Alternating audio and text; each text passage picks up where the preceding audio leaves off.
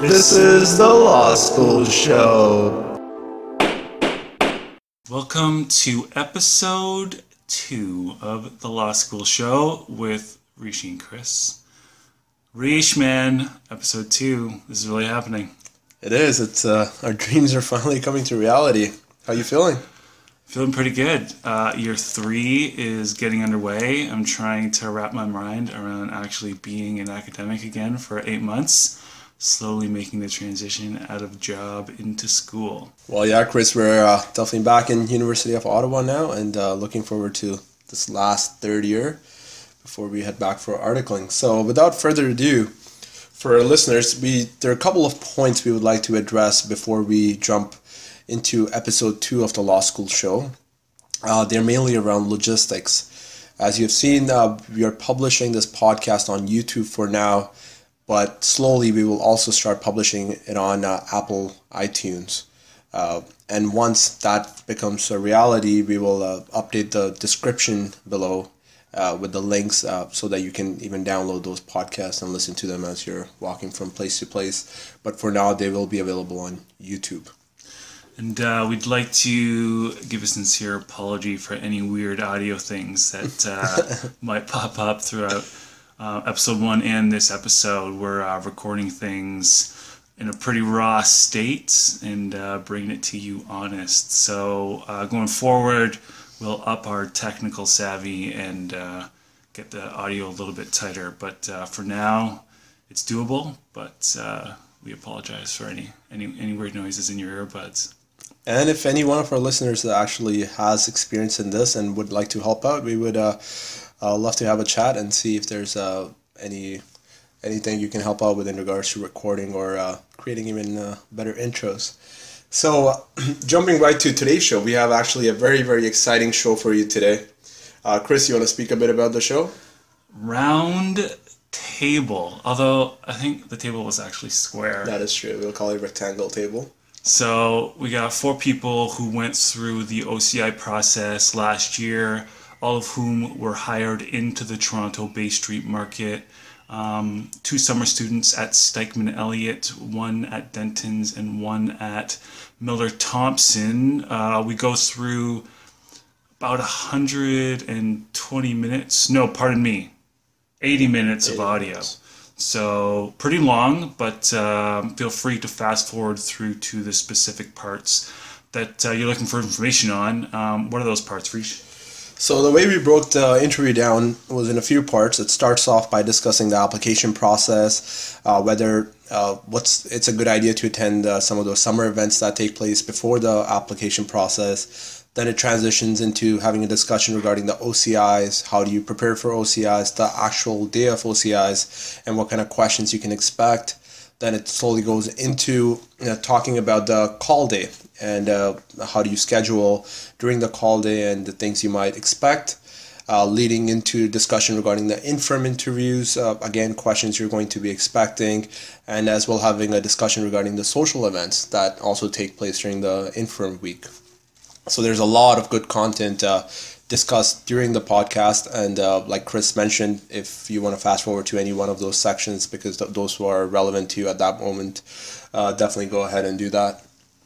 And enjoy the ride. Let's get into it. Law School Show, episode 2. Bringing right to you.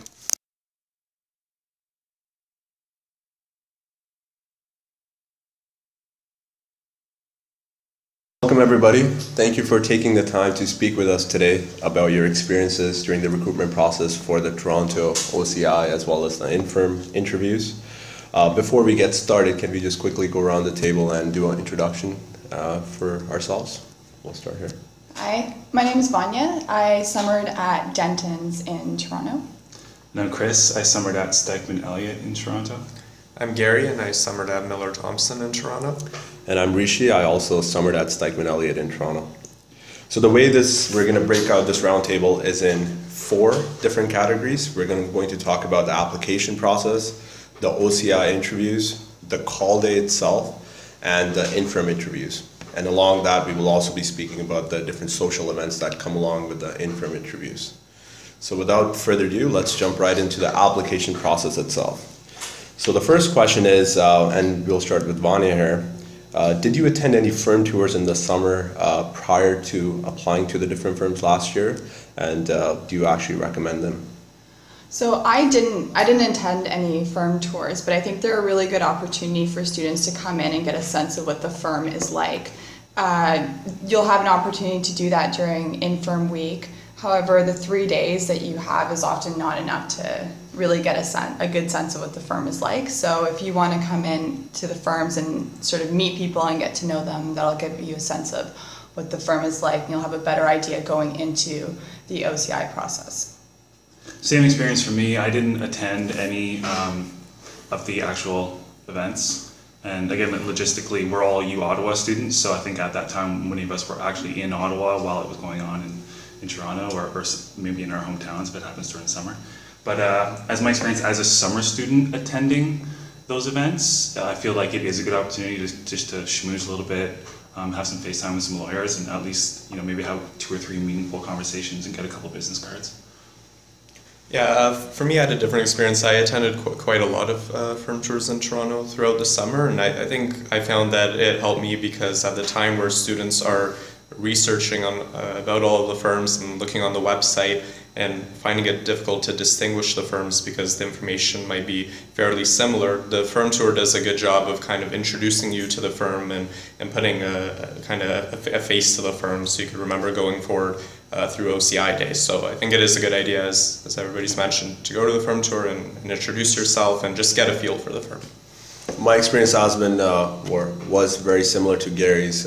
We actually attended quite a few firm tours together. But what I found is it allowed you to, when you're looking at firms' websites, they all seemed very similar to me initially. But after going to the firm tours before the application, there were few firms that would stand out to you based on the culture and the culture that you can relate to. And that will not only help you make a better decision later on, but also help you with your application process. So whether it's customizing your cover letter and also speaking with different recruiters at the firm to determine what they're actually looking for. Yeah, it's amazing how almost every firm website says that they're looking for an entrepreneurial spirit. I heard that term one more time. I was like, wow. So now jumping to the next one, talking about cover letters. I know a lot of students have questions about what does customizing cover letter actually means. Do you have to customize the entire cover letter? Can everybody just speak briefly about what they did to customize their cover letter and one piece of advice that they would have to improve somebody's cover letter? We'll start with Gary. Well, I think that definitely going to the firm tours, as we were just saying, being there's certain things that will stand out about the firms. Some will have certain training programs in place that are very reputable, and if that's something that stands out for you about the firm in terms of professional development, it's always good to put that in the cover letter to show that you've done some research on that. And in general, just expressing an interest in the practice areas that you're interested in, I would say. Yeah, one word, personality. There's probably hundreds or even thousands of applications. Everyone's got great experience, everybody's smart, everyone's going to have a tight letter, so give it your own voice. I think generally one thing that I did when I was writing my cover letters was I actually stopped and tried to think about a bit of a theme as to like what I wanted to show in my cover letter, not so much about what I did, because that's really meant your resume is somewhere where you can list all the things that you've done, but really think about the kind of person that you want to brand yourself in your cover letter and how you want to be viewed by the recruiter who's reading, or the lawyers that are reading these cover letters. So, I mean, if you want to demonstrate that you're a hardworking person and you take every opportunity to, improve or whatever it is, try to think of those themes and weave them through your cover letter, and then use your experiences to show how you've achieved those goals while then listing what you've done in your resume. Completely agree with you. It's, for me personally, the first part of the cover letter, you want to make sure that it's customized to the firm itself, in the sense you want to highlight things that attract you about the firm and why you're actually interested in the firm that you're applying to. And going to those tours might be helpful, or even picking up the phone and speaking with a few associates or articling students, summer students, to learn about their experiences might also be helpful to customize that first part. For the remaining of the cover letter, I personally found that the hardest thing I had was looking at my past experiences and determining how that is relevant to my current application that I'm putting forward. So instead of just listing experiences like Vanya mentioned, which are in your resume already, you want to also address, hey, I did X, but this X is relevant to a summer at X firm because of whatever reason. So when somebody's reading it, by the time they're done reading it, it's clear in their head that you have done X, Y, Z, and that is going to be relevant for the firm because of the reasons that you have outlined. So it makes the person reading it easier for them to make those connections instead of leaving it to them to connect the dots for you. So it's definitely good to spend that time trying to relate your past experiences to what you bring to the table.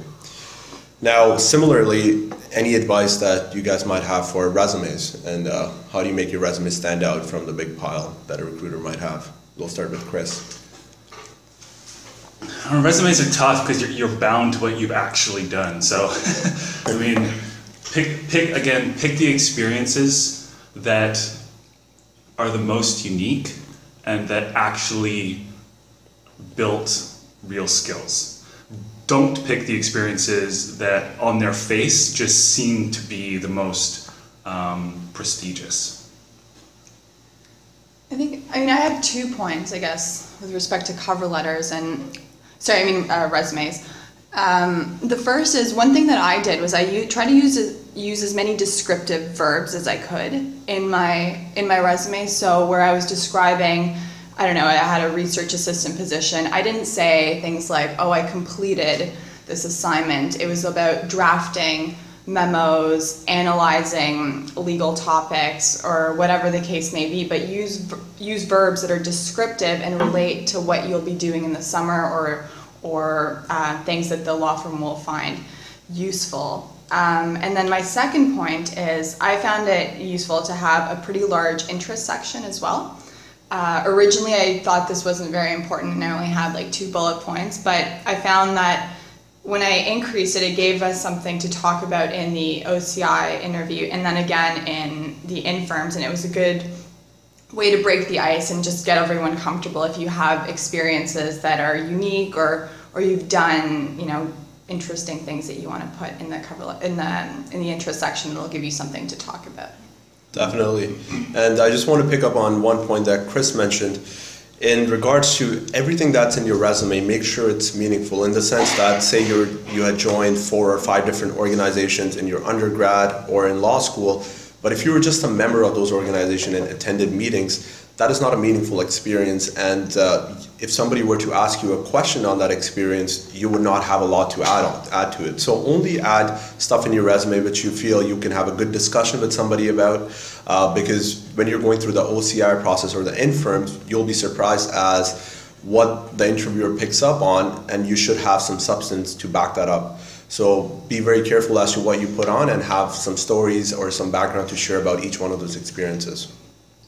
Yeah, no, I think almost everything's been covered off, but I'll just echo Vanya's point because I think she hit it spot on with the interest section. It's something that at the time that I was going through the process, I wasn't quite aware of just how big that section is, because, and we'll get into OCIs later, the specifics of the OCI, but a lot of the times the way that the OCI interview will start off is the firms will try to ease you in and make you feel comfortable, and that a lot of the questions to do that comes from the interest section. And interestingly enough, a simple question from the interest section can then become your whole OCI. So you might not even touch on some of the more main experiences that you put in. So definitely try to put some interesting things that distinguish you in that section of the resume. Yeah, and just to follow up on Bonnie's point about interesting adjectives, I was given a piece of advice that some of the key ones that relate to the stuff that you're actually going to have to do while you're at a law firm are adjectives like communicate, analyze, reading, and drafting. So have those in your resume. Sweet. And one last point about cover letter and resume as a whole, and I know everybody says that, please make sure the name of the firms and you have proofread not only yourself, but have gotten your parents to proofread it, have gotten your friends to proofread it, because you'll be surprised when you're drafting a lot of these applications that mistakes are bound to happen. So it's good to have multiple eyes on it. For instance, Miller-Thompson, the spelling of Miller-Thompson is critical. Right? Yeah, there's no P in there. And weird folds is not weird. There's no P in Miller Thompson. Remember that. So just to wrap up this application section, I have been asked this question personally many times, and I just wanted to make sure that we have a discussion around it. It is that, do you guys recommend name dropping people in your cover letter? Because in the sense that students might have spoken to during the summertime, or different connections they might have in the firm. So what are your viewpoints on name dropping people in cover letters? So I've been asked the same question, and I mean, it's up to your choice, right? If you want to name drop, it's fine. But here's the thing. What I did in my cover letters when I spoke to students was I said that I spoke with a summer student at your firm. And what that does is it doesn't put that other student who's summering there in a position to speak on your behalf, which may or may not happen if you do name drop them, I'm not sure. But what it also does is it gives you a question in the interview, right, where the recruiter may say, oh, Gary, I saw that you worked with X person, or sorry, you spoke with a student. Who was the student? And so it gives you a question that you can be prepared for in an OCI. Might be useful. Yeah, I don't think it's going to hurt you or benefit you either way to put a name in there. But I do think that you have to be aware that if you put a name in there, that there's a chance that someone reading it is going to follow up with that person. So if you had a meaningful conversation with them and they're actually going to remember your name, then probably worth it. If they're not going to, then probably not worth it. Mm-hmm. Yeah, for me, when I went through it, several of my cover letters did have names, others didn't have names, and it didn't really make a difference. I think that you just have to be a bit careful because it really depends on who you're putting in your cover letter. If it's somebody who you maybe quickly said hi to in the hallway while you were touring the firm, it's not necessarily the best person to be putting in, because when they're asked about you and they don't remember who you are, that's not going to really benefit you too much. However, if I know some of the firms have the individual tours where you go in and you go into the different offices, speak with some of the associates or even partners. If you have a meaningful conversation there of maybe 10 minutes or so, it doesn't have to be a certain amount, but if it's a solid conversation and you think that they'll definitely remember you and it left a very positive impression, it could be worth putting the name in. I personally did not put any names in my resume and cover letter. I did, however, mention, like Vanya said, that after attending a firm tour or after speaking to a few summer students at your firm, because those instances did happen, but I wasn't comfortable dropping anybody's name because you're not sure what kind of day the other person might be having, because a lot of the times the recruiters are going to be following up. So like Gary mentioned, if you're very confident about the relationship you have established with the individual, then by all means put the person's name down, because that could help your application. But if you're unsure or you don't think the person might remember or maybe vaguely remember, I would say be cautious and not put the person's name down. So that wraps up the application part of the roundtable. Now we'll jump into the OCIs, which I know a lot of students will be going through in a few weeks. So can we just have a brief discussion about how did each one of you prepare for the OCIs? And while you're answering that question, if you want to talk a bit about how did you research the firms, did you reach out to any individuals before you spoke before the OCIs, and how many hours approximately you spent researching and preparing yourselves for the OCIs? So we'll start with Chris on this one. So I prepared for the OCIs. I did research firms. I looked at every page on their websites and made sure that I had a cheat sheet formed that I could refer back to in the actual, in between my interviews on the OCI day, so that I brought all of the facts for that firm that I felt were important front of mind. I tried to not only read the websites, but also speak to people who might have some sort of experience or perspective on the firm that wasn't necessarily just listed on their website, to build a broader perspective. I did reach out to some individuals at firms, but only if I had an introduction. So for example, I knew some lawyers in Toronto who happened to know other lawyers at some Bay Street firms, and they made the intro email, and from that I was able to have a meaningful half-hour talk. So from that talk I was able to glean a lot of information about not only that person's practice area, but the firm in general. How many hours of research? I don't know, not less than 3. I'll leave it at that. My experience is that I don't know how many hours I would have done really, because it all overlapped with writing the cover letter, because I did the research for the firms there, and then I had, you know, like a Word document with all of that information, so I reviewed that.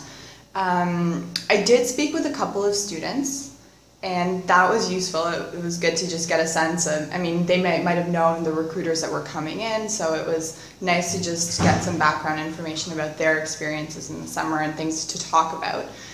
One point that I will add is definitely research, like you'll know who you're interviewing, who's interviewing you, so definitely look into their background, and you can find all that information on the websites so that you have a sense of who you're meeting with. And then I came up with, one of the more difficult things to do is to try to come up with questions that can be answered in that little time that you have in an OCI. So I'd say prepare, you know, I prepared a lot of like general questions and then also specific questions for the recruiters, especially if they practiced in an area of law that I was interested in. Personally, for me, I spent quite a bit of time researching the firms and going through the firm's website. I think one of the really good resources that every single student has in their own universities are the students who summered the summer prior and are back in the university now. So it's good to reach out to those students because you can see them in the hallways and maybe grab a coffee with them and ask them about their summer experience and what stood out for them when they were working. That's probably the easiest thing to do. I personally did not reach out to anybody in the firms before OCIs. However, I did do that before the infirm interviews. In regards to preparing for it, what I had done is I created cue cards essentially. I created cue cards which had questions about the firm that I might have thought about earlier, and also had some outlines about the individuals I was going to meet so that it was top of mind and I could review that right before the OCIs. And also a few points that were unique to the firm. Even though you might have done that research, it's good to create those cue cards that you can take to the OCI hall with you and review right before your interview. And the other key thing is definitely research the person that you'll be meeting prior to the OCIs, because a lot of the times the individuals you might be meeting might not even practice. And if you're going to be asking them a question about, can you speak briefly about your practice area, and it turns out they don't practice, that doesn't look too good. So definitely look into the individual you're meeting and cater your questions around that. Yeah, for me, having been to a firm tour for most of the firms that I OCI'd with, I already had a bunch of notes when I actually went to the firm tour. So what I tried to do is just condense it into a cue card format, where I would have a few points about the firm and what distinguishes the firm, and then I would also have the name of the people who were interviewing me and maybe a question or two for each, just so it's all there, and so you get a bit of a refresher before you step into that booth. Also, one of the things that, as Rishi was saying, a resource at your school is people who've summered in the past, but also a great resource at your school is mock interviews. So Ottawa had a lot of mock interviews with the career services, but they also had mock interviews with practitioners who were in Ottawa as well. And so I tried to go to those as well. And interestingly enough, actually, one of the mock interviewers that I had did put my name forward to one of the firms that I ended up OCIing with later, so that was beneficial. Only other thing I think I could add is that when you're researching the different interviewers that you're going to have, another benefit of doing that research and figuring out if they are lawyers or not lawyers is you may find that you have a lot in common with that particular interviewer, and that could lead to a question that you could ask them as well. So, yeah. Well, I got one final point to add here that's kind of obvious but often overlooked, and that's just to prepare yourself mentally and physically for the day. So it is stressful, there's a lot that goes on, there's a lot of focus required, so you know, whatever you do to reduce your cortisol and maintain stress, do that on the day of before you go to get a good night's sleep, make sure your clothes are ready in line, laid out. So difficult sometimes to execute, but worth a shot. Definitely. And the day before the OCIs, you probably just want to take it easy, have some coffees, and put your mind at ease. Prioritize it. Just like the day before the LSATs, you know, similarly. I think a lot of people give that same viewpoint that you should take it easy before the LSATs. All right, jumping to the next question. Can, I guess, one of you describe the scene at that location where OCI was conducted in Ottawa specifically, and how the room was laid out. If anything, there's stood out for any of you. Yeah, so it was held at a convention center in Ottawa. So you're going to walk into the doors, and there's going to be people from the school sitting at a table that sort of check you in. You check your name off. There's 2 rooms. Room A is where the actual interviews are conducted. Picture walking into a big convention center with all of these little booths just lined up one against the next. There are literally curtains that you pull open to enter the booth, and there is a placard on top of it that says the name of the firm. There's a chart in front of that room that lays out by number where each firm is. So understand that, because it's important to just get there quickly. The interviews are like 20 minutes long, right? Room B is 17 minutes long. So yeah, get there even faster. So room B is sort of the breakout room. So it's a social place where you can just be when you're not actually in an interview. And then you can also just go outside and get away from that and be by yourself if that's something that benefits you. I guess the 2 other sort of scenarios, one is you line up, you know what time your interview is, so you're going to line up with a big group of people before they basically open the doors and say go. So understand that that's going to happen. You're going to see someone you know. If you either put your blinders on and stay focused, which is totally cool. This is about you. It's not about other people. Or otherwise, maybe you want to have a chat with your friend who's also going to interview at that point to sort of, chill out. But yeah. And you might notice that different booths are laid out differently. Some firms might have a table in the middle, and they might have your resume and cover letter open, or some firms might just push the table to the side and want to just sit down casually with you and have a conversation. So each room will be laid out a bit differently. And the other thing is that some firms like to, at the end of the interview, give something back to you, such as a bottle of water, their t-shirts and whatnot. So that room B that Chris just spoke about, just find an area there where you can store your stuff during the day, and at the end of the day you can pick it all up and bring it back home. Bring food. That's always good too. Definitely. Sorry, one point I'll add to the OCI. The scenes are, I agree with everything that's already been said. The scene is what it is. But one thing you'll find is, in addition to getting gifts and whatnot from firms, they'll also give you their business cards. And one tip that is, I'm sure everyone's already heard of, but you can write notes on the back of the business card to remind you of how, something unique that might have happened at that interview, something that you discussed that you can then incorporate into your thank you letters afterwards. And it's easy because the recruiter just gave you their card, so you know that you're writing on the back. Well, provided that you're writing on the back of the right card, you'll know that that's who you will add that fact to in their thank you letter at the end. So that's a great point. And it's not just you might want to do that. You definitely should. Right after an interview, as you're walking out, start writing behind the card a couple of things that stood out to you, because as we'll speak later on about, thank you letters after the OCIs are important. And if you have a few things that stood out in your mind, they probably stood out in the recruiter's mind as well. So it's good to highlight those points in the thank you email that you're sending them, so they know who's the individual that's sending them the email.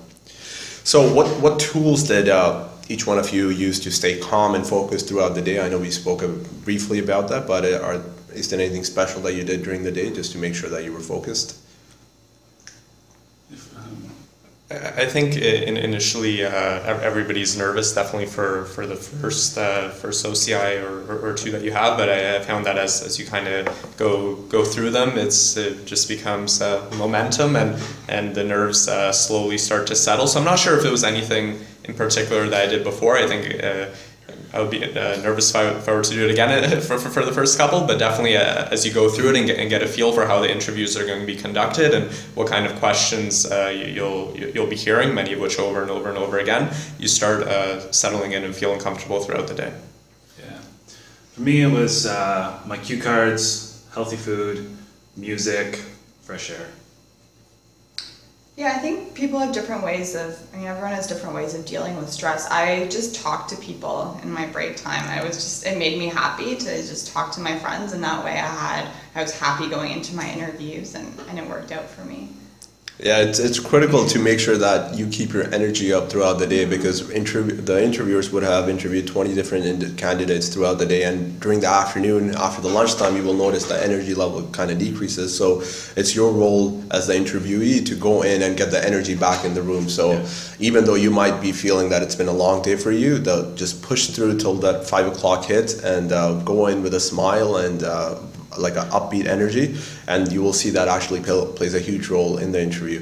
And one last thing from my side, it's one thing I did is after each, you'll notice that some OCIs go better than others. So it's very important that as soon as you walk out of that OCI room, you forget about that specific OCI and start preparing for the next one. If you let, say, a bad OCI impact you for the next couple, then you're decreasing your chances for those firms as well. So as hard as it might be, just when the OCI is done, write down your notes behind the business cards, and then forget about what just happened and think of what you're going to do next and get that energy back up. Easier said than done.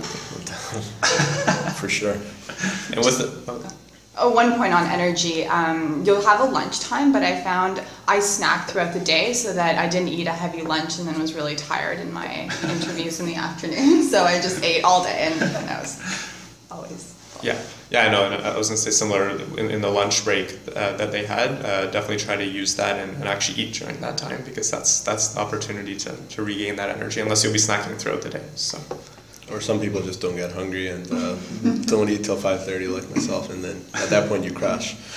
All right, Ken, let's talk about the interviews, the OCIs themselves, because I know a lot of students are interested in finding out what kind of questions are asked during the OCIs and what kind of experiences each one of you had. So if you can briefly talk about what kind of questions you received, did you see any patterns starting to develop as you went through the day, and anything that stood out to you or you found tricky during the OCIs? And one last thing, if you can mention also, when in different OCIs did the interviewers turn it over to you to ask the questions as well?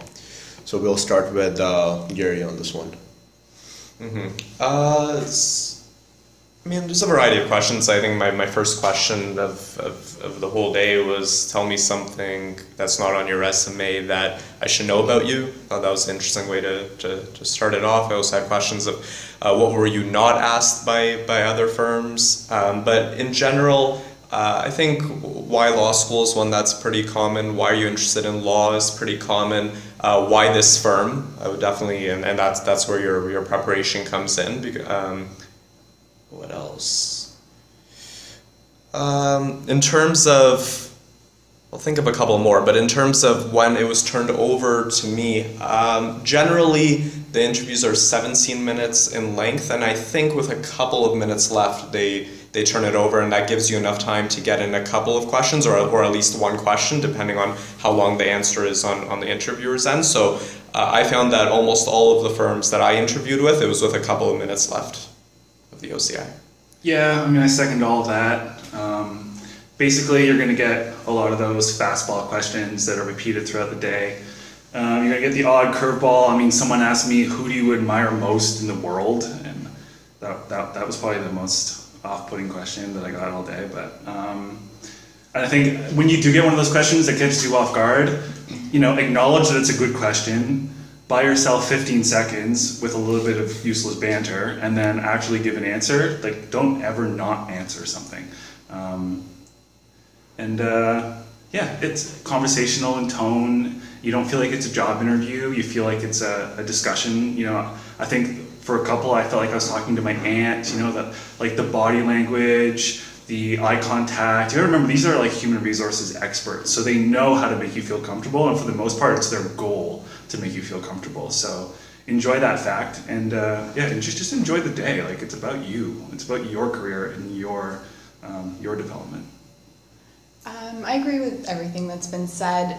In terms of the structure of the interview, I found that it often started with a point that was in my interest category as an icebreaker. So one of the things that I had is I won this latte contest, and I invented a latte. It tasted like Nutella. It was great. It was featured all over the country.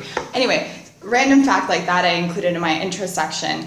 And then that was the starting point to almost every single interview. It was like, oh, you've invented this latte. And then it went from there into, questions like why law school and generic ones like that. I found, and maybe this was just an odd observation on my part that in the morning interviews are a lot more questions about school, whereas in the afternoon they were a lot more focused on work. I don't know if they just got bored of hearing about school stuff.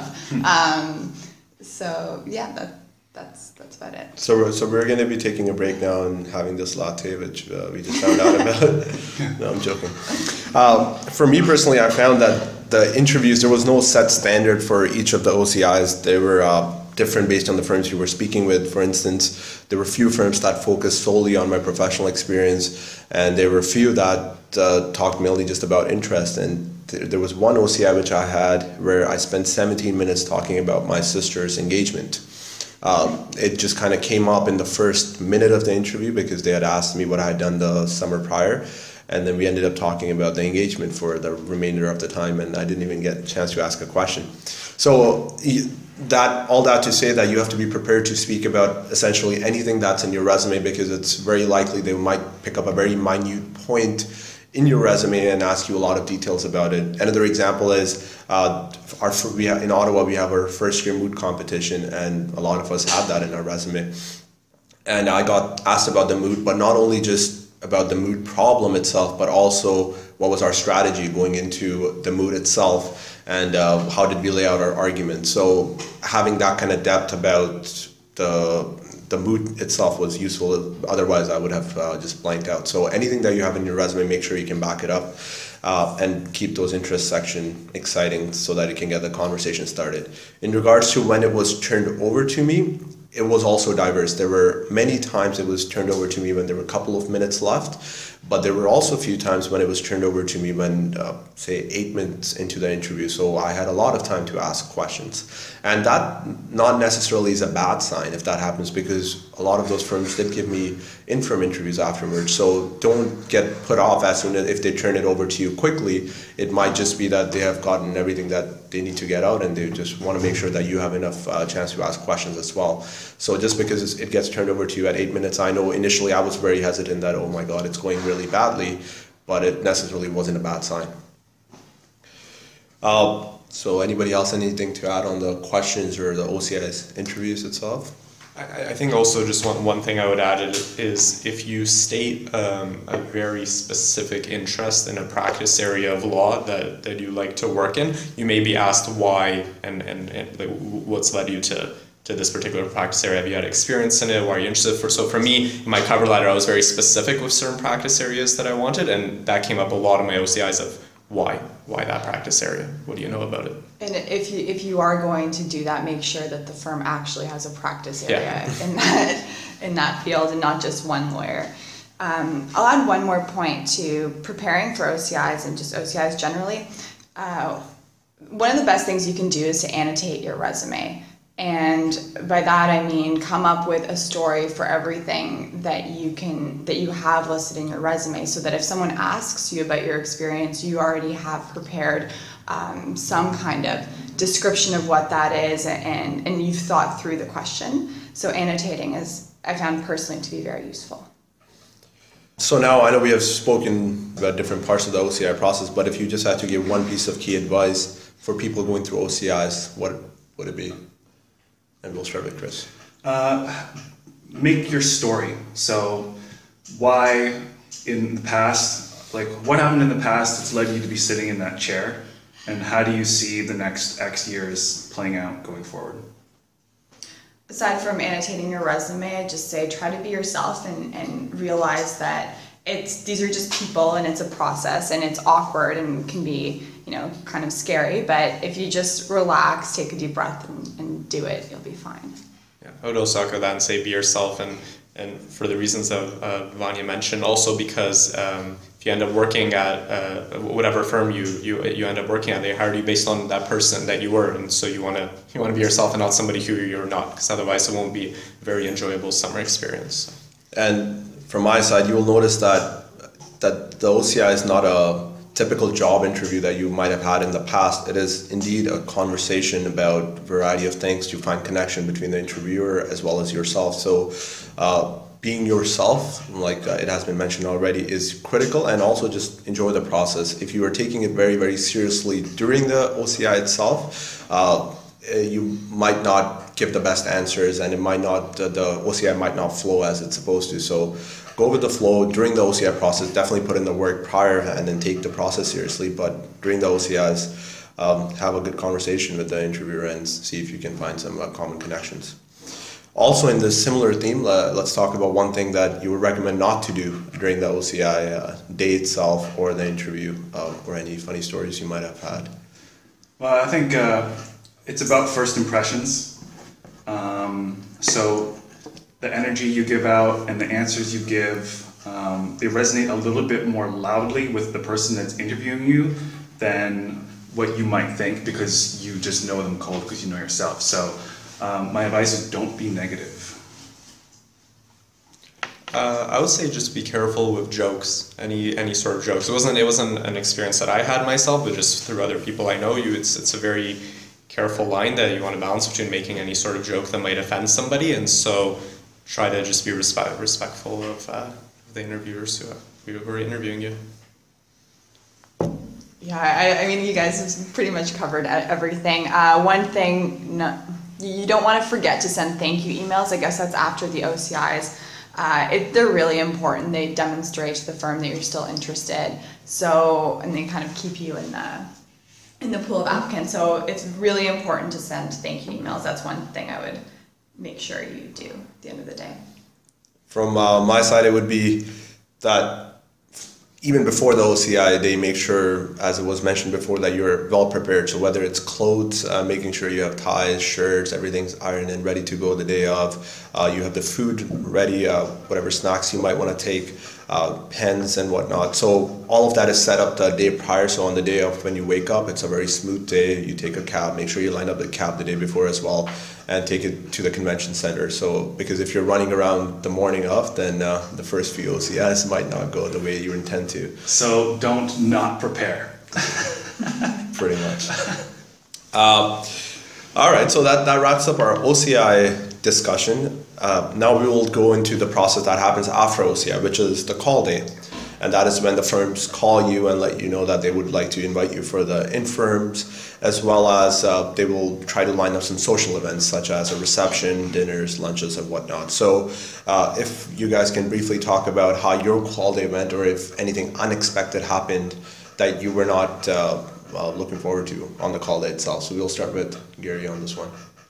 Nothing unexpected on my end. I think in general, and this is the advice that the most people get at the stage that they're planning their infirms, the earlier you schedule the firm, the better. So there's the 8:30 time slot, there's the 10 a.m. I think, 8:30, 10 a.m. So those, for the top two firms that you have, you don't necessarily have to slot them in that spot, but I found that that's what most of the students did, and that's kind of a signal to the firm that they are high on your list, and it also opens up that opportunity to come back either later that day or on the Tuesday when you get that early interview in, as opposed to putting them on the Tuesday, at which point they would have already gone through a full day of interviews with other students. So I would say the earlier the better, but that's not, I mean, I think different firms go about it a different way.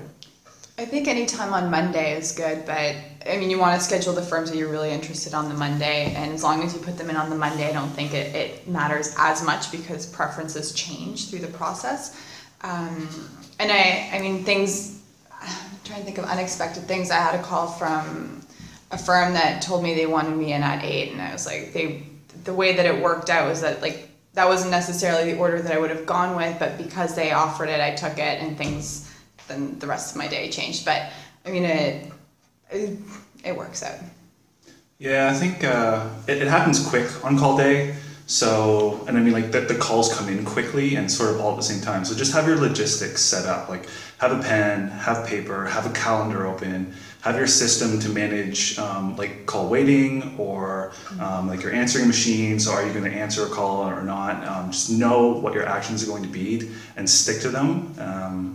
Yeah, that's it. I think call waiting is a good point, actually. So I turned it off. I didn't want any beeping while I was on the phone with another firm. So I called my provider and I told them just put a busy signal, because that way they'll just call you back I don't know if that's Yeah. what everyone's doing. I did exactly the same thing, because the calls do come all together, and if you're talking to one firm, you don't want to be constantly get interrupted, and don't be scared to do that, because the firms will keep on calling you back until they get a hold of you. And the other thing is, don't be scared to not like push back a bit, in the sense that if you have a schedule in mind and the firm offers a time to you, it's okay to ask them back that, hey, if 8 doesn't work for me, would 10 work for you? And a lot of the times they would be willing to do that, and sometimes if they're not, then you can work around your schedule again and see if you can move some other firms around. The calls do happen very quickly, so it's okay to take a couple of minutes during the call and just kind of have that discussion. Also during the call day, before the call day, a lot of firms would have sent you the emails already letting you know that we intend to call you. So you will have a general idea about who you will be expecting a call from. So you can kind of make a tentative schedule before the call day itself and try to slot according to the tentative schedule that you have. It might not work all the time, but might not be a bad practice. And lastly, firms would also want to do social events with you, so those receptions, the dinners, and that is, sometimes they would let you know ahead of time in the email that they want to schedule certain events with you, or a lot of the times it might be just during the call itself when they offer you a dinner or reception. So those ones, it might happen that they conflict with some of the other events that you have. So during the call day, it might be hard to make sure you get a perfect schedule, but it's okay to even call them afterwards if you have a conflict and have a discussion that, hey, I really want to attend your reception, but for whatever reason it conflicts. Is it possible to do it not Monday but Tuesday, for instance? Or if a dinner conflicts, then you can say there's a conflict. Is it okay if I come in for a lunch the next day? So as long as you're not saying no right away and not offering an alternate, it should be okay. So just make sure you have an alternate scenario if there's a conflict that's happening, and you can have those discussions with the firm even the day after. The other thing is, sometimes they won't give you the actual time in advance, so you won't know when your dinner is. In some cases, you won't know when your dinner is, and you may know that there's a couple receptions, but you don't know what time they're at. That's normal, and that happened to me, for instance. Like, I didn't actually know when the times were on call day, but then you get emails afterwards. So again, like Rishi said, if you do have a conflict, then it's fine to contact the recruiter, whoever is organizing the event, and just discuss and work out an alternative. Anything else to add? So that wraps up the call day. Now you have lined up all your interviews, and now you're preparing for the infirm. So let's have a discussion regarding how did each one of you prepare for the infirms? Is there something you did differently than preparation for the OCI itself? And if you reached out to individuals at the firm while you were at it. So we'll start with Vanya. So one thing I did also for the OCIs, but it's very important for the infirms as well, is I researched who I was interviewing with.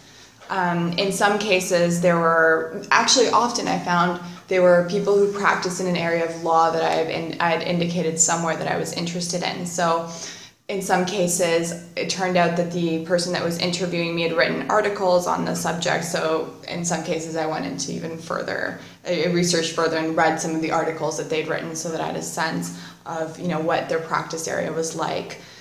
So I did a lot more research on the individual people that I was interviewing with, because you'll be sitting there with them for a good hour. It's good to know what topics you can discuss.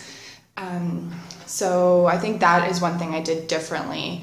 Just the depth of research that I did was different than I did in OCIs. Yeah, same. I mean, it's a pretty similar preparation process to what you're doing for OCIs. So, take all of those principles and apply them to the infirm, and just drill down even deeper, because you're going to be spending more time with the people. The other part is just your logistics. So if you are not familiar with Toronto, make sure you know what floor the firm's on, where the building is, how you get in, how you get out, because that stuff can get confusing, especially if it's like a rainy day or something. And so just make sure that you eliminate any guesswork. And On that point, there are some buildings where the elevators are on different floors, or where elevators take you to odd/even floors. So those are also things you want to look out for. Yeah. Yeah, for me to just think of how to prepare differently, at this point I called up some of the articling students that were at the firm just to kind of get some of the questions out that I felt maybe weren't addressed after my OCI, so any sort of final wrap-up questions that I wanted to know about the firms that were interviewing me. And also one thing I did was just look at some of the lawyers in the firm who were practicing in the area that I was interested in, just because those might be lawyers that I would want to meet throughout the infirm process. So I just had a few names in mind for some of the firms of people who I wanted to meet down the road as I was infirming there. Yeah. That's a really good point, because usually at the end of the infirms, either they will say we'll be in touch with you and whatnot, or they might just ask you right there if there's anybody else that you are really interested in meeting. So if you do have a few names, it's not necessary that you need to have a few names. You might just have practice areas that you're interested in. But if you do have a name, that could work as well, because the firms would try to connect you with that specific lawyer. In regards to the preparation for logistic purposes, I think it might be a good idea to actually get a hotel room with a friend downtown, because it just eases that commute in the morning and takes out the guesswork. So if you're commuting, say, from far areas like Brampton, Mississauga, then you're reliant on the GO train. So it might be a good idea just to get a hotel downtown, and the night before just go and do a walkthrough for the different firms based on what your interview schedule looks like.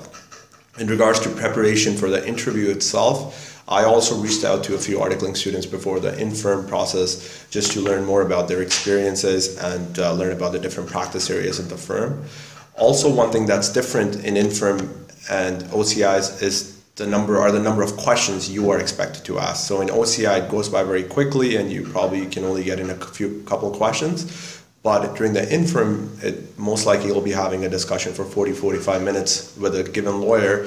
And a lot of that discussion is you asking questions as well as them asking questions. So it's not going to be a typical interview where they just grill you on your resume, but more so a conversation where they also want to see that you're interested in the firm and you're actively participating in that conversation that you're having with the lawyer. So definitely have more questions lined up for the individuals that you're meeting, and they might not always do they have to be specific to the lawyer you're speaking to. It might just be any questions you have regarding the student recruitment process that they have, or what kind of work they give to the students. Like general questions as well are okay sometimes. I think that dynamic also changes. So on day one, I found a lot of my interviews were about me and the lawyers asking me questions. Whereas if you come back for a second interview, there's an expectation that now it's your turn to ask questions, and that makes sense, right? Because at that point, you're trying to figure out where you fit in, and then you want to ask. You'll have an opportunity to ask more questions on the second day, and you can ask more meaningful questions that'll help you make a decision in the end. Yeah, I had interviews where the interviewer said, "What do you want to know?" and then didn't say anything else. That's true, and that actually is a likely scenario for Tuesday or Wednesday if you're going back on Wednesday as well, where at that point they just want to sell you on the firm, or they want to make sure that it's clear in your head when you're making your own decision. So a lot of the times their goal is to make sure that they can answer any questions you might have. So also, sometimes you run out of questions. I got to you get to a point sometimes where you're just tired of asking the same questions, and it's no longer important. The answers aren't as important to you as it is maybe to meet more people. Mm-hmm. So in my experience, I just said, sometimes they'll ask, okay, well, do you have any more questions? And I said, honestly, no, I'm here to meet as many people as I can so I can get a sense of the firm to see whether you can actually fit in, because fit's really important. It's an elusive topic that everyone drops and talks about, but it's actually really important. And I think the only way that you'll know whether you fit in or not is if you meet as many people as you can, and if you can connect with as many people. It'll give you a sense of what the firm's like, and it'll help you decide whether you see yourself working there. So let's go a bit deeper into the interview itself and talk a bit about what kind of questions were you asked during these infirms, if they were different than the OCIs, and whether there were times when you realized that you're running out of time and you had an interview that was scheduled that you had to get to as well. So if there's anything you did to make sure that you were able to meet all your appointments. So we'll start with Gary on this one. I'd say that they were pretty similar to the OCIs, but as I went along into the Tuesday and then the Wednesday, as Vani mentioned, I was starting to ask a lot more of the questions, but I think I found that the interviewers were just digging deeper into certain things. So for example, I was interviewing at a lot of the corporate firms, and I had a business background, and so I was being asked a lot more about my business background and kind of how that would fit into certain areas of the practice areas that they had. So just a bit more about my past. In terms of if I ran over time in any of the interviews, actually I did. I was one of the firms that I was interviewing with longer than the 2 hours that's usually allocated, and so that was a bit of a challenge, because I had a firm right after that I was a bit late for. But I think it's important to manage your time, knowing that can happen, and just if you have a watch, which I highly recommend to do, don't be checking your phone, because then it seems like you're texting or not interested. If you have a watch, definitely just check up on that. After about an hour or so, hour and a half point. And if you have something if you have an interview that's upcoming, and the Toronto setting could be a bit confusing in terms of getting to the different buildings and figuring out the elevator systems, just have that in mind to make sure that you don't arrive late to your next interview, because that's not the most ideal way to start off. Yeah, I mean, you're either going to be driving the car in the interview, which means that you're going to be pushing the conversation by asking questions and trying to, go forward, or you're going to be in the passenger seat for the interview, where your interviewer is asking most of the questions and they're steering the conversation. I think both of those things are fine. It's just a time where you use your people skills, and you got to be able to read people a little bit and understand if what they're looking for out of a conversation, and you have more time to be yourself in here. So, I mean, just elaborate, and questions are going to be pretty similar to what you had in the OCIs. Again, it's just so much about being yourself, and kind of sticking to that, that story that you have. Just drill down deeper into it, and it's a little bit of salesmanship is okay, without being cocky or bragging. You do have to highlight your skills. So this is an interview, and they do want to hire people with skills. So make sure that you talked about them at some point, and weave in some of your good experiences into your story, and be yourself. Yeah, I'd say that a lot of the questions were very similar to the OCI questions, but you had more time to explain. Like Chris said, give your story and answer the questions properly. So I didn't find any surprises really in the interviews, because they were very, very similar to the OCI. Sometimes there was one interview that was entirely a conversation. It wasn't, there was just a little bit of questions about my resume, but really we talked about my dog and the parks that I used to take my dog to, and good places for dogs in Toronto. I'm a big dog fan. Again, that was in my intro section. So I think that, you really have to be yourself. I think that's so key, and just, they're not your friends, obviously, they're the people that you're interviewing with are lawyers, and you have to recognize that they're not your friends, but you can still be yourself and have a friendly conversation. I'd say most firms were really respectful of the time that you had, and I didn't have any instances where I was kept longer. There were times where I was cutting it close, but I kept an extra pair of flat shoes in my bag, and I would change and run. There's a lot of running, so there's that. I also would snack in between as I ran on granola bars or power bars. Often the firms will have a break room with food, so that's where you go and you talk to the articling students after. So that was my experience. I found it very challenging to leave the receptions. I don't know if this is something I want to maybe touch on now, is you just have to be really good at checking your watch without people knowing that you're checking your watch, and then kind of just keep an eye on the time. But I'd say most firms are really respectful of the 2 hour slots, and even on the first day, interviews ran between I'd say an hour and a half to an hour and 45. Still gives you some time. Yeah. No, I echo Vanya's point. I also found that most of the firms were quite respectful of the time. There was one occasion where I ran out of time, but the other firm was very understanding as well. What you would find is in most of your interviews, you're going to have a go-to person in that firm. So whether it's an articling student or maybe an associate, and that is the individual who's going to be communicating with you or taking you around during the interview day. So when you go into a firm, it might be a good idea just to mention to that individual, hey, I have an hour and a half, hour and 45 minutes, or 2 hours that that I can interview at this firm, and then I have another appointment to get to. Those individuals are quite respectful, and they would ensure that you get out. And most of the individuals that I told them that I only had 2 hours, they did a really good job of making sure I was out of there in about an hour and 45 minutes so that I can get to my next interviews. Yeah, and that's a sign of professionalism and confidence on your part, right? Like everyone knows that most people have more than one interview, or even if you don't have more than one interview, you probably have other obligations in that day. So staying true to those, and I think is important.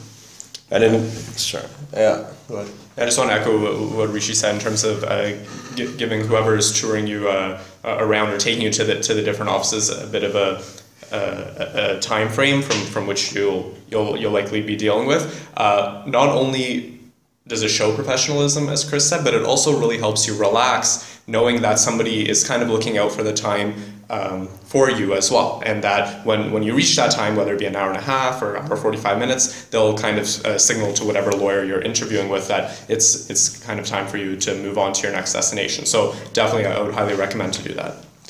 And also, in regards to questions, I think everybody has covered it. It's very similar to OCI's, just a deeper discussion that you'll be having with the individuals. The other thing I want to point out is you're still in an interview, no matter when you're going through the hallways of the firm, no matter if you're talking to the articling students there or the associates there, in the elevators, in the elevators, or the social events that you're having where you're having drinks. So all of that is all part of an interview. And yes, you're going to get comfortable with a few individuals, which is a really good sign because that shows that you fit into the firm. But make sure that you're watching what you're saying at all those times and realizing that's still an interview. So you don't want to be going around swearing, and you want to make sure not only that you're just generally a nice person, but also a nice person to every single individual that you're meeting there, because all of that they look into when they're finally making their decision.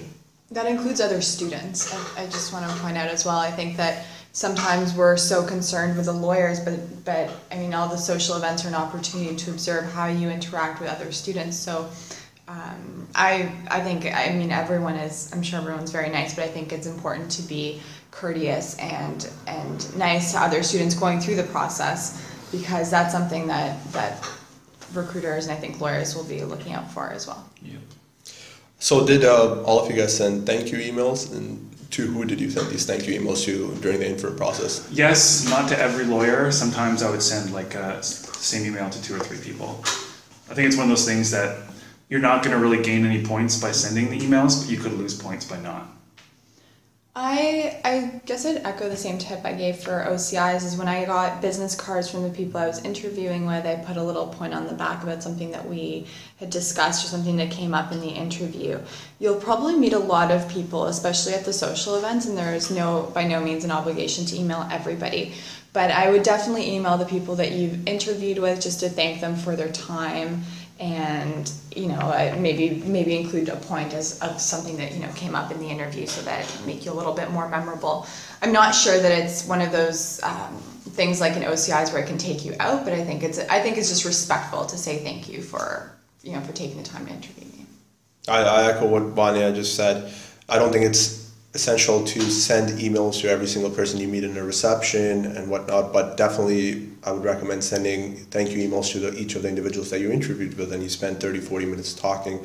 I'm sure you found something common there that you can say in your thank you email, and also just thanking them for taking the time and having a good conversation with you. So those thank you emails are important, but what might be a bit different than OCIs is it might be tough to write right after the interview on the business cards, because you might have, say, an articling student is taking you to the next interview. So, and you want to take that time to actually speak with the articling students itself. So what I did was, as soon as the entire interview was over, that hour and 45 minutes, and while I'm walking to the next firm, I would write down quickly and jot down the points as to who I had spoken with and anything that stood out to me during those interviews. Yeah, and that's a very good point by Rishi, because then during the OCIs, you know that you'll, for example, have 2 interviewers from a firm, or maybe one interviewer from a firm, so it's easy to kind of keep track of all the people who interviewed you. You also have a list of names, but at the infirm there could be more than maybe they'll email you. If you get email from a firm that there'll be 5 interviewers, well, you might go to a few more offices, or certain interviewers might step into the office as you're interviewing with others, and the names could pile up very quickly, and if you have a lot of firms that you're infirming within a day, that's a lot of names by the end of the day. So definitely, as you get business cards, just take a few notes down of conversations that you had with that interviewer, just so you could distinguish your emails and have something interesting to say in terms of what you talked about with the interviewers, because that'll help a lot come nighttime when you're starting to send those out. Yeah, I found that like when I was blasting from one office to the next, that actually writing something down was impossible because you're downtown Toronto with thousands of people. So I did voice memos. I would have the business card and say the person's name, and then like just speak into my phone 3 little points, and I just found that a lot easier to manage. And also, as Gary mentioned, sending emails at night is a good timing. Like you don't have to send it right after. So just before the next round of interviews, before Tuesday, hit the send button. Yeah, especially if you're running around on your phone, I recommend going back to your hotel or going back home and typing it up on a computer where you can actually read it properly. Yeah. The chance you're going to have a typo in your email on the phone is much higher when you're running around in Toronto. And it also doesn't matter how late you send the emails. I know, by the time that you get home, it could be very late, but just power through, send them off, and most of the students do send them late, and I know all of us were emailing even each other as we were sending them late at night. So it's perfectly fine, and it's better to send a correct thank you email versus having one with typos that you're sending as you're going from firm to firm. Yeah. So the other question I know a lot of students have is, how do you show your interest to the different firms? And there's a lot of talk about telling firms that they're number one. So what are your viewpoints on telling different firms that they are your number one choice? So we'll start with Chris. You just got to be honest about it. I think that's the only way to go. I mean, if you lie and tell 4 different firms they're your number one, like there is a chance they're going to speak to each other. And I've heard it from the people that make the decisions that in fact sometimes they do speak to each other. So got to be honest about it. I think there's also other ways that, it's pretty clear if you told a number of firms that they're your number one, but you only showed up to like one interview and whatnot. I think there are other ways of showing interest as well. And one way is to just come back and meet as many people as you can, because it shows that you're genuinely interested in finding out what that firm is about. But I would also, on like the Wednesday, contact the recruiters and tell them if you're interested, and if you want to work there, you should let them know, because they need to know when they're making the decisions. Yeah, no, I think I would echo what Vanya and Chris said for sure. In terms of showing an interest, I found for me expressing an interest to meet more people, even potentially if you know that the firm, like some firms won't have students coming in on the Wednesday, and then they'll let you know about that. If you still even express an interest to see somebody on that day and show them that you want to go above and beyond to meet as many people as you can, that sends a very strong signal to the firm. All valid points, I completely agree. And also in regards to showing your interest to the firm, you have to realize that the Toronto market is as big as it might look. It's actually a very small market in the sense that everybody knows about everybody. So even though, say, you said to 4 different firms that they're number one, end up getting a job, people remember that stuff. So you want to be true to yourself, true to the individuals that you're speaking with. And if there's one firm that does stand out to you and that is your number one, feel free to tell them that they are your number one. But I wouldn't recommend telling that to multiple different firms because at the end of the day, it actually impacts your own reputation, even if you do land a job with those firms. Yeah, and I had an experience where I was hired into a firm, and the firm then folded up before I actually started as a summer student. And the one thing I took from that is that Bay Street respects its students. And as much as it seems like sort of this powerhouse legal area, they respect you, and in turn, if you respect them, it goes a long way. And like Vanya and Gary mentioned, there are different ways of showing your interest as well. So having those conversations with the recruiters, going back to the firms to meet new and different people, definitely gives them a sign that you're interested as well. All right, so one piece of advice for someone approaching these infirms, I know we have discussed a few points. If you just had to pick one out, what would it be? Gary? For OCIs, I said be yourself. I think for infirms, I would say do your research. That's probably what I would say. There's kind of do your research of the firm in a bit more depth, especially if they have certain practice areas that you're interested in. And in terms of the lawyers that'll be interviewing you or people who you want to meet, just this is the opportunity to kind of research and find out more about the firm, because now you're at the stage where it'll become a job. I think it's important to be yourself. I think that it sounds really airy and not like a concrete piece of advice, but if you're yourself, you'll find a place where you'll fit in, and the more people that you meet from the firms, the more you realize whether you click with them or not.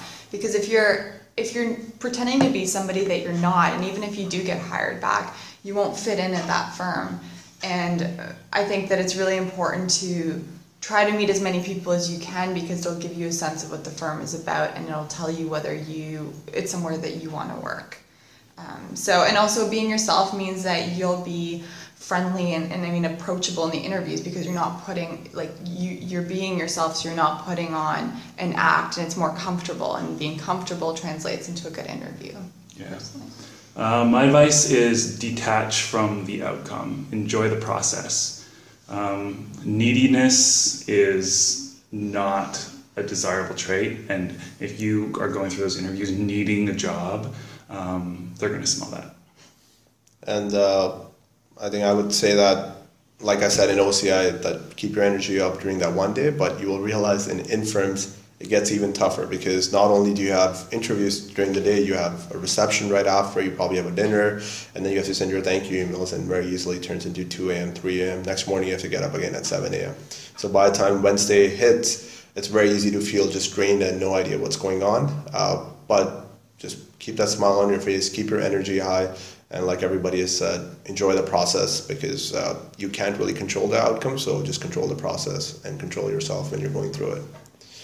Now, turning to the social events, that we have briefly mentioned that there are receptions, they have dinners, so if you guys can just briefly talk about different styles of events that you attended, and actually describe one event in detail that you attended, and hopefully each one would have a different one that they expand on. So we'll start with Vanya on this. So I attended both receptions, dinners, and a lunch. And I guess I'll talk about the receptions. There's a lot of people at receptions, and it can be overwhelming when you walk in and there's a whole crowd. But you just need to try to. What I did was I just went over, grabbed myself a drink. I didn't actually drink. I realized I kind of walked around with it.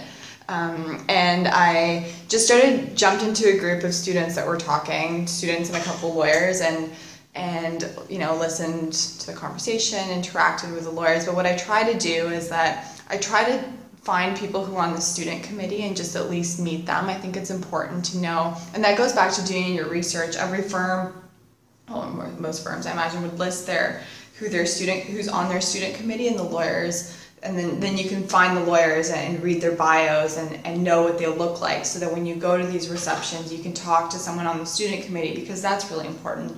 I mean, at the end of the day, they're the ones that make the decisions. And also, if there are any lawyers that you wanted to meet that you, through your research, realize that you wanted to meet because they practice in a certain area, you can look out for them as well. But I also think it's important not just to try to go after the lawyers, but also know that you're interacting with students as well. So if you can get other students involved in the conversation, it goes a long way, not just to making the other students feel comfortable, but also it shows that you're able to, bring other people into a conversation, carry a conversation, and you're really trying to be part of a team, and not just going, okay, this is the lawyer, I need to speak with them. So that was my experience. And then, I mean, everyone understands you probably have multiple receptions, especially I think most of them are on the first day. So they'll understand is if you have to leave early, which most people do, but before you leave, make sure you speak with a recruiter or with a recruiter and thank them for inviting you to the event and express if you're still interested and interest to come back to the firm the next day. Just one thing I wanted to add on in regards to the reception is an easier way of getting around the room might be to find that individual that took you around in the morning. So whether it was an articling student or an associate, if you're able to locate that individual in the room, because you have already built a rapport with that individual, they might be able to introduce you to different people in the room that, based on the interest that you might have, or individuals on the student committee if you're unsure. So might be a good idea just to reach out to them when you step into the receptions. Yeah, my experience was only with receptions. So, I mean, additional things are also, you got to prepare for them also. Like, you have the names of the people you interviewed with front of mind, because people are going to ask you, oh, who'd you meet? And if you don't have that name set, then, that's a tough moment. Know your personality in those situations. For me, I'm not good at those, like, quick quip-filled conversations about high-level stuff. I'm much better at having a one-on-one conversation. So I had sort of 4 or 5 people scouted out that I knew I wanted to speak to before going into it, that I made a point of having, substantial conversations with. And then finally, there's going to be alcohol and it's going to be food. So if you choose to consume either of those things, do it gracefully, because it's not always so easy to hold a beer and have a napkin and a skewer of, jerk pork. Yeah, no, I think that for me, my main experience was with receptions as well, actually, and I think we touched off of all the points. I was very fortunate when I went through the receptions, because I approached one of the lawyers who had interviewed me, and they did an amazing job of just taking me around to all the different lawyers in the practice areas I was interested in, and introducing me to them. And I think the thing that was great about that approach is that it allowed me to meet with a lot of lawyers within that span of time, and not spend all of my time just speaking with one lawyer, for example. And a lot of students will do that at the receptions. They'll spend a lot of time having a great conversation with maybe a limited amount of people, which is great, because you build that rapport and relationship. But I think at that stage you want to kind of meet as many people as you can, because there's maybe many people who have input on the final decisions that are made. So the more lawyers and professionals that you can meet at the receptions and speak with, the better. For me, I attended dinners and receptions, lunches, and I think one breakfast as well. I'll speak a bit about dinners. So there could be different types of dinners that you might have there. It could be just you along with a couple of lawyers from the firm. So it could be a partner and associate, which is one of the dinners that I had. Or you could also have group dinners. And even in group dinners, there are different types of group dinners. One are where everybody's just sitting around the table and having a conversation, or you can have group dinners where you are seated at one spot, but the lawyers, after every 15 or 20 minutes, move around. So that allows you to get FaceTimes with a variety of lawyers. So what I realized in each one of them is, again, it's still an interview that's going on, but it's more in a casual level. So you're definitely eating and consuming some alcohol. Just keep that conversation going. Be interested in the people that are around you and their practice area. So if it's a dinner, you probably might know ahead of time who you might be having dinner with. And if you don't, then it's perfectly okay to let them know, hey, I was just informed that I'll be having dinner with you. Could you tell me a bit about your practice area? That will get you an idea about who you're speaking with, and then you can cater your questions around that during the dinner time. Especially if you have those one of those rotational dinners where the lawyers keep on moving around, it's also okay to ask them a bit about their background and ask questions accordingly, which will allow you to be more catered to the person you're speaking with, and also allow you to have a better conversation. But definitely when you're there, watch the alcohol intake. It's good to, if you do drink, it's okay to have a couple of glasses, but you don't want to go too overboard with that. And if you don't drink, that's perfectly fine as well, and it's okay to get a glass of water, and everybody's very respectful about that. The other thing about dinners too is that they're often most people have a dinner on the Monday, and that means that you've been up for pretty much all day, gone to several receptions perhaps, and you're going to be tired at the dinner. And I know that, I mean, it's a long day, especially if you have dinners on Tuesday, you're going to be tired. So I just well, I felt I was tired, so I drank a lot of water, drank not so much wine, not as much wine as I normally would have, and I tried to eat meals that weren't going to like put me to sleep. So things like salad or like chicken, I don't know. That's just a tip, and I always went for the dessert. And one thing I just want to echo from Chris's point was, make sure you remember, I have a tough time with this, and make sure you remember the people that you had interviewed during the day, because by the dinner time, say you were having dinner with firm Y, and you met that firm very early in the morning, it's bound to come up in the dinner as to who you interviewed with and who all you met during while you were at the firm. So right before that dinner or right before that reception, just go through those cue cards or the business cards that you have for people from that firm and quickly review them, just so you have an idea and kind of it's top of mind as to the conversations you might have had. Anybody have anything else to add for these social events? It's a social event. Have fun. Like at the very least, you're going to get some, free food and drink. So yeah, it's good. At a pretty good place too. So yeah. enjoy the moment. So one final piece of advice, just to wrap up this entire discussion, not only just the social event, but in regards to the interview process, and then we'll close off this roundtable. So we'll start with Vanya here. I hate to say it again, but it's really about being yourself. Why don't we go around? I'll see if I can think of something better. But it really is the best advice I can give. Is just, be yourself. Obviously, the fact that has come up so many times is not happenstance. And so if you don't know how to be yourself, practice it. And because, obviously we're all going to be ourselves talking to our moms, but if, you got to talk to a stranger for 45 minutes, practice interviewing with someone who's a stranger. I know there's outlets for that at your law school, guaranteed. So, I think my piece of advice is to just, if some people are going to get jobs and other people are not going to get jobs, and if you get a job or you don't get a job, it's not indicative of your quality as a lawyer, and it's not indicative of the success you're going to have in your career. I swear to you that not getting a job on Bay Street could be the best thing that ever happened to you. So acknowledge that and allow that to be a reason that you stay detached from the outcome. Yeah, and I think Chris is absolutely correct, and it's a very long process, as you can tell, just from all the things that we've been discussing, and it's important to enjoy the process. It's as much as it's a nerve-wracking process, it's also a very fun process, and it's an opportunity to talk about yourself a lot. A lot of firms are going to be expressing interest. So it's a great time in your law career, and it's an important time to really enjoy, because as long of a process as it is, it kind of does fly by fast too. So. Yeah. And what I would say is that it gets easier to be yourself and to be comfortable in the interviews if you have really put in the work beforehand. So whether that means having discussions about the different firms with your friends, or talking about the experiences they might have had speaking with people at the firm, or even doing mock interviews with your friends. I know Gary and I, actually sitting where we're sitting right now, we did a lot of mock interviews, just grilling each other on different types of questions, because the more practice you put in, or the more research you put into the firms, the easier the conversation is going to be while you're in front of them, because whatever you're speaking about, you would have already thought about it.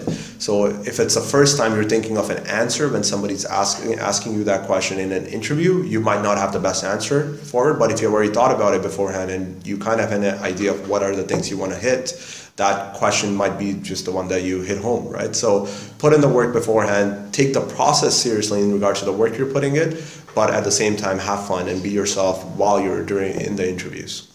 I guess some concrete advice on the be yourself part would be if you don't, it's a process. You want to learn about yourself through the process, really, starting with the applications. Sure. But you want to, you should annotate your resume. I'm just going to say that flat out, because annotating your resume helps you to sort of reconnect with yourself and figure out what it is that you've done and how you're going to portray that aspect of yourself in an interview that'll allow you to be yourself. So there's my concrete piece of advice for be yourself. Yeah. So Gary, Vanya, Rishi, and Chris.